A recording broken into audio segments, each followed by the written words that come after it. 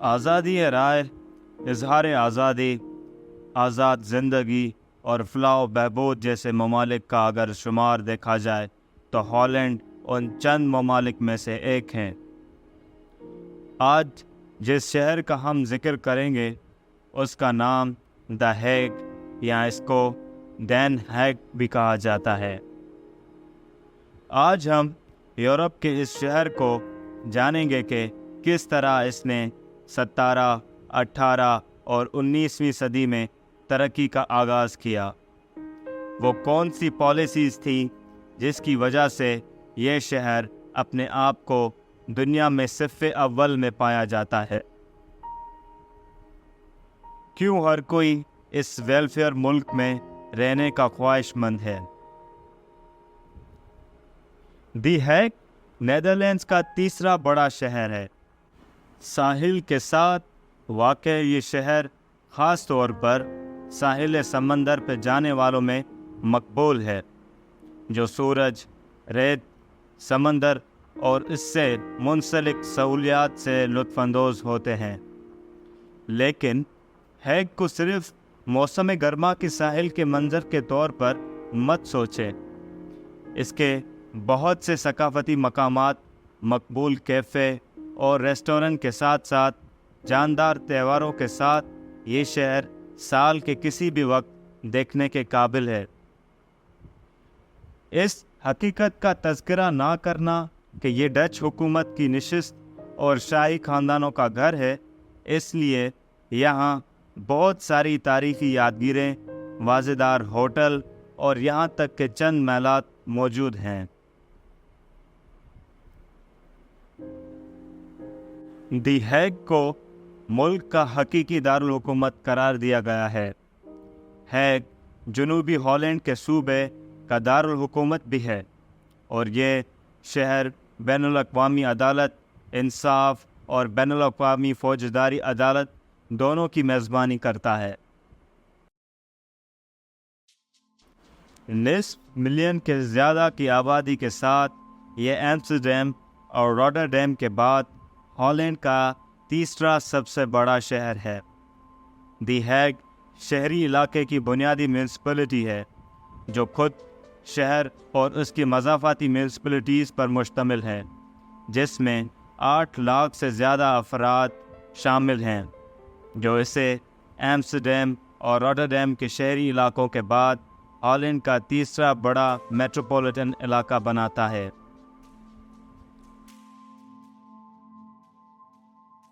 اپنے دورے کے دوران آپ واقعی ایک دوسرے شاندار پارکوں اور بڑے جنگلات کے امن و سکون کی تعریف کر سکتے ہیں۔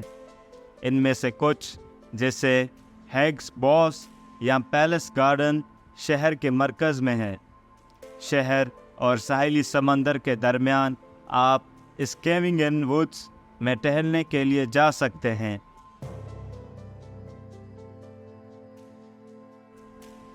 فطرت سے لطف اندوز ہونے کا پیدل یا موٹر سائیکل سے بہتر کوئی اور طریقہ نہیں ہے۔ سائیکلنگ کے مختلف راستوں اور ہائیکنگ روٹس کو خاص طور پر اس مقصد کے لیے ڈیزائن کیا گیا ہے تاکہ آپ ان شاندار پارکوں، جنگلاتوں، ٹیلوں اور ساحلوں سے زیادہ فائدہ اٹھا سکیں۔ آپ کی دی ہیگ کے دورے میں کم از کم ایک ٹرام کی سواری شامل ہونی چاہیے۔ یہ نقل و حمل کا ایک آسان طریقہ ہے اور ایک واقعی منفرد تجربہ ہے۔ 1806 میں جب ہالینڈ کی بادشاہی پہلے فرانسیسی سلطنت کی کٹ پتلی ریاست تھی، اس بستی کو لوئس بوناپارٹ نے شہر کے حقوق عطا کیے تھے۔ نیپولین جنگوں کے بعد جدید دور کے بیلجیم اور نیدرلینڈ کو یونائٹڈ کنگڈم آف نیدرلینڈز میں ملا کر فرانس کے خلاف ایک بفر زون بنا لیا تھا۔ ایک سمجھوتے کے طور پر برسلز اور ایمسٹرڈیم کو ہر 2 سال بعد دارالحکومت کے طور پر تبدیل کیا جاتا تھا۔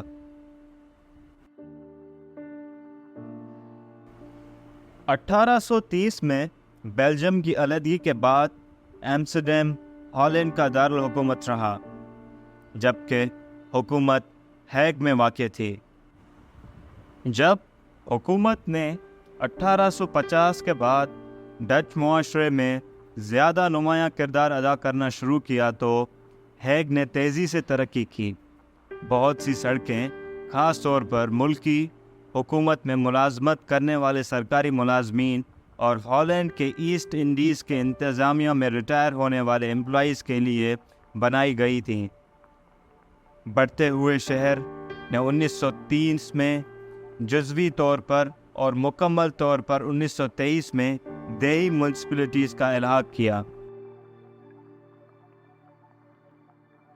ये तो था द हैग का थोड़ा सा तारीखी पस मंज़र। बात करते हैं सयाती मकामात का। मॉरिस हाउस द हैग में एक आर्ट म्यूज़ियम है। म्यूज़ियम में पेंटिंग्स की शाही काबीना रखी गई है, जो कि 854 अशिया पर मुश्तमिल है, जिनमें ज़्यादातर डच सुनहरी दौर की पेंटिंग्स हैं। यहाँ आपको वर्मर, रेम्ब्रांड और दीगर डच मास्टर्स की आलमी शोहरत याफ्ता कामों की तारीफ़ कर सकते हैं। म्यूज़ियम का मुबाशरत माहौल उसे आपकी सकाफ़ती सफ़र के लिए एक बेहतरीन नुक्ता आगाज़ बनाता है। रिडरज़ाल 13वीं सदी में Flores for count of Holland ने एक छोटी सी झील के पास एक मकान बनाने के लिए ज़मीन का एक टुकड़ा ख़रीदा। सदियों के दौरान इस झील के इर्द गिर्द सरकारी इमारतें तैयार हुईं। 17वीं सदी के अवाइल से रिडरज़ाल किताब फरोशों के लिए एक अहम तजारती मकाम बन गया, क्योंकि वेस्ट मिनिस्टर हॉल लंदन में था। बाद की सदियों में उसने मुख्तलिफ मकासद की तकमील की, जैसे एक मार्केट हॉल, एक चहलकदमी, एक ड्रिल हॉल, एक पब्लिक रिकॉर्ड ऑफिस, एक अस्पताल के वार्ड और यहाँ तक कि एक रियासती लॉटरी का दफ्तर बना। इस हॉल को 1898 और 1904 के दरमियान अपने मौजूदा मकासद के लिए बहाल किया गया था। नोरडाइंड पैलेस डच शाही ख़ानदान की 3 सरकारी महलों में से एक है। जनूबी हॉलैंड के सूबे में हैग के शहर के मरकज़ में वाक़े ये 2013 से बादशाह विलियम अलेक्जेंडर और मलिका मैक्सिमा के सरकारी काम की जगह के तौर पर इस्तेमाल होता रहा है। नोरडाइंड पैलेस, जो अभी तक डच शाही ख़ानदान के ज़ेर इस्तेमाल है, द हैग में एक तामीराती जवाहर है। अगरचे आप महल के अंदरूनी हिस्से की सैर नहीं कर सकते, आप इर्द गिर्द के नोरडाइंड पैलेस के गार्डन्स में घूम सकते हैं, जो आराम करने और कुदरती खूबसूरती से लुत्फ़अंदोज़ होने के लिए एक खूबसूरत जगह है। Panorama mess deck the Hague में एक मकसद से बनाए गए म्यूज़ियम में रखा हुआ है। पैनोरामा एक सिलेंड्रिकल पेंटिंग है, जिसे स्क्वायररामा भी कहा जाता है। 14 मीटर से ज़्यादा ऊंची और तकरीबन 40 मीटर कतर के साथ 120 मीटर फ्रेम में मुजस्सिम है। कमरे के बीच में एक ऑब्जर्वेशन गैलरी है। गैलरी से देखें तो ये एक वहम पैदा करता है कि नाजरीन 19वीं सदी के आखिर में समंदर के साहिलों और गांव का नज़ारा करने वाले एक ऊंची रेत के टीले पर हैं।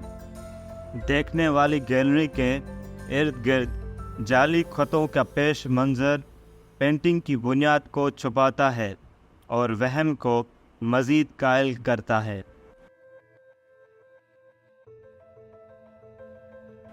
हैग को इन मामलात के बैनुल-अक़वामी मरकज़ के तौर पर अपने किरदार की वजह से अमन व इंसाफ का शहर कहा जाता है।